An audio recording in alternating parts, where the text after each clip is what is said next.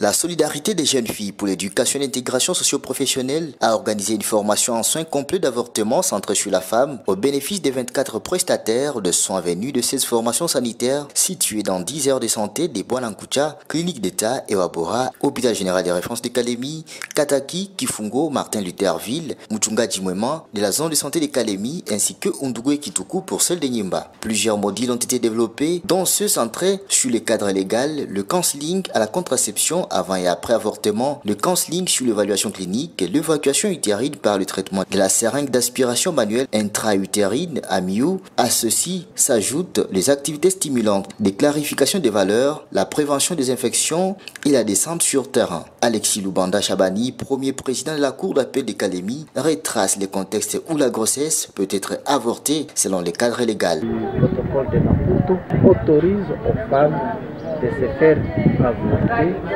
selon que la grossesse ou l'avortement réunit les conditions de forme et de fond. Quelles sont les conditions de forme, de fond? Il faut que la grossesse en question soit issue d'une agression sexuelle, qu'il s'agisse d'une grossesse issue du viol, de l'inceste, ou que cette grossesse mette en danger la vie de la femme et du fœtus. Voilà les conditions de fond. Conditions de forme, il faut que l'avortement se fasse par des prestataires formés dans des structures autorisées.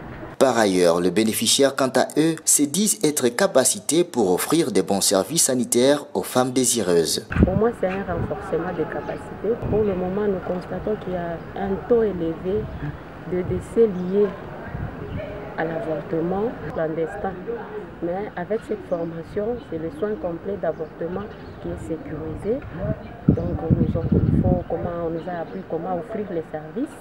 Mais avec la loi qui nous protège, il y a certaines catégories de femmes, quand elles veulent se faire avorter, elles peuvent venir demander les services. Le premier président de la Cour d'appel nous a vraiment rassuré qu'on est protégé avec ce protocole. Quand on le fait selon la forme et le fond, là on est vraiment sécurisé, il n'y a pas de problème. Nous venons découvrir certaines notions que nous ignorions, parce que l'avortement,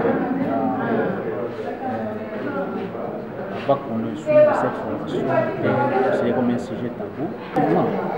Nous sommes protégés dans la loi, mais dans le respect de normes.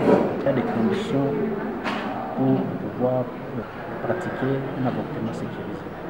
Ce n'est pas dans n'importe quel cas, il y a des normes qui ont été établies par la loi. Giscard Mukucha rappelle aux prestataires que Sojifeb ne fait pas l'apologie de l'avortement, mais dote les outils et compétences nécessaires à offrir les services de qualité fondés sur le droit et centrés sur les besoins exprimés par les femmes concernées en toute légalité. Et maintenant que vous êtes baptisés, nous comptons beaucoup sur votre professionnalisme pour que finalement les catégories de femmes visées par l'article 14, alinéa 2C du protocole de Maputo, puissent désormais jouir de leurs droits sexuels et reproductifs. Nous remercions sincèrement nos partenaires de coordination provinciale du Programme national de santé de la reproduction pour ce soutien pour que cette formation ait lieu finalement. Nous, Sojifeb, nous ne faisons pas l'apologie de l'avortement.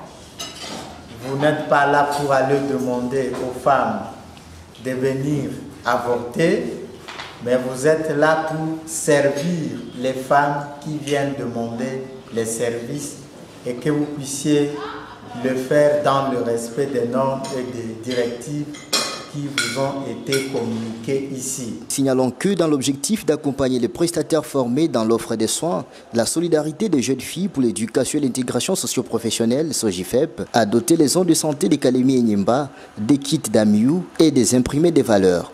Commencé mercredi 4 mai, la formation a pris fin samedi 7 avec remise de brevets de participation.